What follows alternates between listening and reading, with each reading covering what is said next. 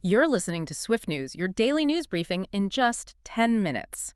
From global events to politics, business, entertainment, and more, we bring you the top headlines from trusted sources so you can stay informed fast.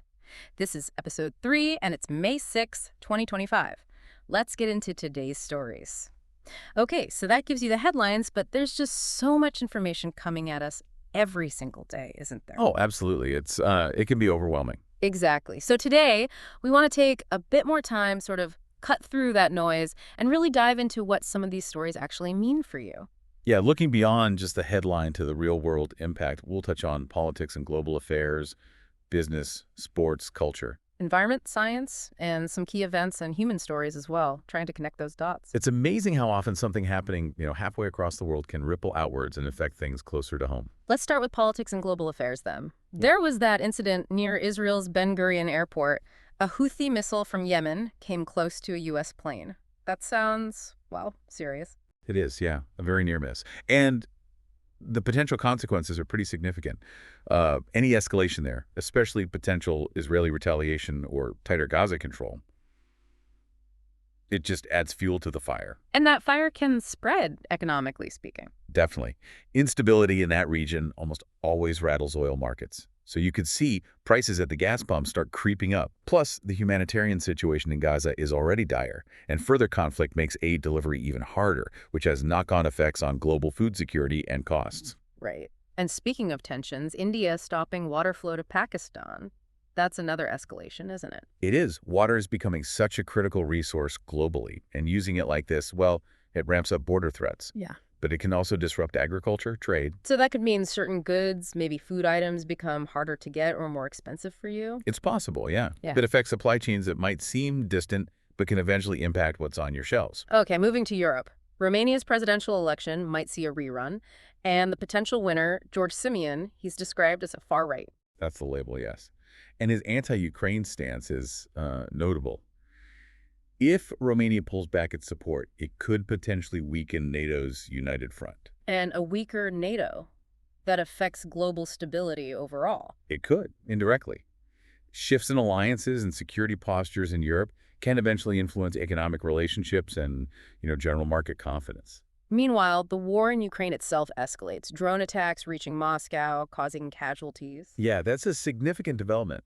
It unfortunately points towards continued, maybe even worsening, disruption, particularly for grain and energy exports from the region. Which means, You're likely to feel that in things like the price of bread, maybe your heating bills, depending on where energy supplies come from. okay, let's jump across the Atlantic. Mexico's President Claudia Sheinbaum is pushing back against U.S. trade demands. What's the risk there? Well, the main risk is sanctions from the U.S. If that happens, it could make certain imported goods more expensive for you. Think cars, electronics, maybe even avocados, depending on how targeted things get. On the flip side, stability down under. Australia's Anthony Albanese won re-election. How does that help? Australia is a key U.S. ally and a major player in Pacific trade. So political stability there is generally seen as good for smooth international commerce. Less chaos usually means more predictable prices for consumers like you. But not everywhere is stable. South Africa's new coalition government seems to be struggling. Yeah, the ANCDA coalition is faltering a bit, and the concern is that reforms, especially in their crucial mineral sector, might stall. Why do those minerals matter so much to us? They're vital for tech. Your phone, electric car batteries, a lot relies on materials mined in places like South Africa. If supply chains get disrupted or costs go up there, you'll eventually see it in the price tag of those tech products. Got it. And North Korea testing a hypersonic missile, that raises alarms, obviously. Absolutely. Japan and South Korea are particularly concerned. This kind of testing often leads to calls for increased defense spending, not just there, but potentially for allies too. Which could mean our taxes go towards. It's a question worth asking, yes. Defense budgets can definitely be influenced by these kinds of events. Let's look at Ethiopia. There's a peace deal with rebels, which sounds hopeful. It is hopeful news, definitely. But the challenge now is getting aid through effectively. There are delays, and the threat of famine hasn't disappeared. It's another reminder of how fragile global food security can be. And briefly, Sri Lanka held local elections amidst economic problems. Yes, reflecting a demand for change. Like South Africa, economic instability there can have wider ripple effects on regional trade and investment confidence. Okay, let's shift gears to business and the economy. Former President Trump floated the idea of 100% tariffs on foreign films. That sounds drastic. It is a very high number, yeah. For you, the most direct impact could be on movie tickets if studios pass on those costs for distributing foreign films. But it could signal something broader. Potentially, yes. Yes. It could be part of a larger move towards protectionism, which might eventually mean higher prices on all sorts of imported goods, electronics, clothes, you name it, if trade wars escalate. Interesting. We're also seeing strong job numbers on Wall Street, but at the same time, talk of budget cuts. Right, it's a bit of a contrast. Job growth is good, obviously. But if those proposed cuts hit things like healthcare or education funding hard, then you might find your personal costs going up in other areas to compensate. It's a balancing act. India is becoming a huge player in iPhone production now, right? A $40 billion investment. Massive investment. The hope is that shifting production like this, building up that capacity, could eventually lead to lower manufacturing costs. And maybe cheaper iPhones or other tech for us down the line. That's the potential long-term benefit, yes. More competition, diversified supply chains. It could mean better prices. What's happening with TikTok? Talks seem stalled. They do. And that leaves a big question mark over the app's future in the U.S.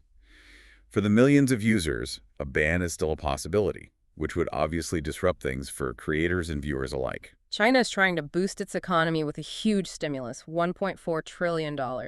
Will it work? Well, that's the big debate, isn't it? They're aiming to stimulate growth, but there are doubts about how effective it'll be this time around, and what the spillover effects might be for global jobs and trade. Something to watch. Singapore's election results point to stability, though. Yes, continuity there. And as a major global trade hub, stability in Singapore is generally good news for keeping supply chains running smoothly. Again, that usually helps keep consumer prices steady. Tesla's stock got a boost from news about expanding in India. Right. It signals growth potential, Right. obviously. But for you, the bigger picture might be what it means for electric vehicles. More production, more markets, could eventually make EVs more affordable and accessible. And lower commuting costs, potentially greener travel. Exactly. Nigeria finalized a big oil deal with Shell, $10 billion. Yeah, that's a significant investment aimed at boosting oil production. If it leads to more stable output, it could help stabilize fuel prices at the pump, which is a direct benefit for many people's budgets. But some potential warning signs from Hungary's budget plans.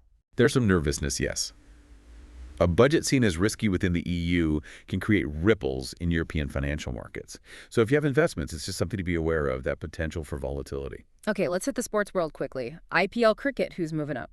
We saw wins for Punjab Kings and Kolkata Knight Riders. Shakes up the table a bit as teams jostle for those playoff spots. Always exciting. Who's your team, if you follow? Good question for the listeners. Over in snooker, sounds like a potential big moment. Yeah, China's Zhao Rantong is leading the World Championship final. A win would be huge, historic even, could really inspire young players, you know? Definitely. And Aussie pride in Formula One. Big time. Oscar Piastri won the Miami GP, leading a McLaren 1-2 finish. Great result for him, extends his championship lead too. What about the Kentucky Derby? Always a classic. It was. And a bit of an upset. Sovereignty took the win over the favorite. Journalism, on a pretty rainy day at Churchill Downs. Horse racing fans, what's your bet for the rest of the Triple Crown? And some good news for baseball fans. Key injuries healing. Yes. Shohei Ohtani back for the Dodgers. Marcell Ozuna for the Braves. Getting stars like that back on the field really boosts their team's hopes heading towards the postseason. All right, let's talk entertainment and culture. The Met Gala happened. What was the vibe this year? The theme was Black Dandyism. We saw some incredible looks from people like Cynthia Erivo, Ariana Grande, Zendaya. Really stunning interpretations. But it also sparked some debate, didn't it? It did, yeah.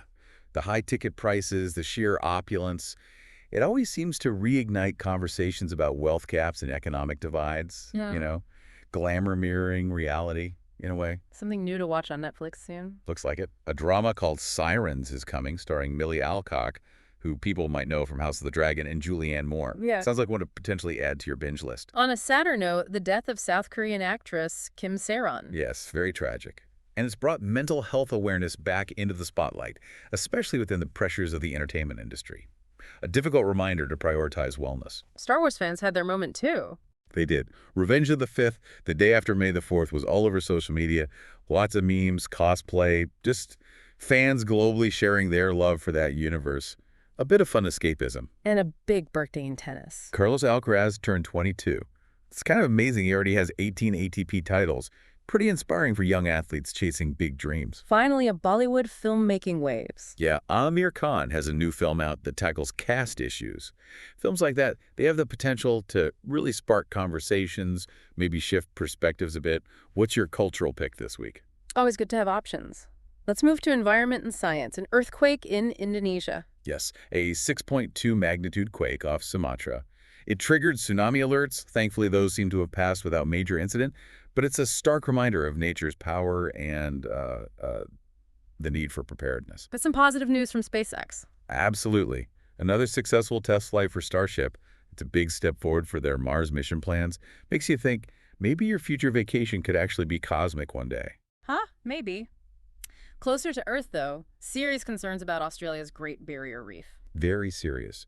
Record coral bleaching reported. This isn't just about losing beautiful coral. It threatens the entire marine ecosystem, impacts tourism, which is huge for the region, and even affects global food chains. So climate action, or inaction, really does impact your potential travel plans and even the seafood on your plate. Directly, yes. It's all connected. Okay, wrapping up with some events and human stories. A tragic boat accident in China. Yeah. Dozens reported missing after a boat capsized. Rescue efforts were ongoing. It just highlights how crucial safety reforms and enforcement are, especially in transport. On a more positive note, Australia launched a big electric ship. That's right, a 130-meter vessel. It's a promising step towards greener maritime travel, potentially cutting emissions and eventually maybe even costs. Good news from India regarding child marriage. Yes, authorities intervened in over 200 cases, stopping child marriages and focusing on getting those children, mostly girls, access to education instead. Important work. And a story about individual protest in Hong Kong. Luke Ching staged a protest highlighting laborers' rights. It's a reminder that sometimes, even just one voice speaking up can draw attention to important issues. And finally, a hopeful story from Nigeria. The reopening of a school destroyed by Boko Haram. Around 500 girls are now able to attend. It really shows the power of rebuilding an education, even after terrible conflict. Small acts sparking change. Makes you think, what's yours?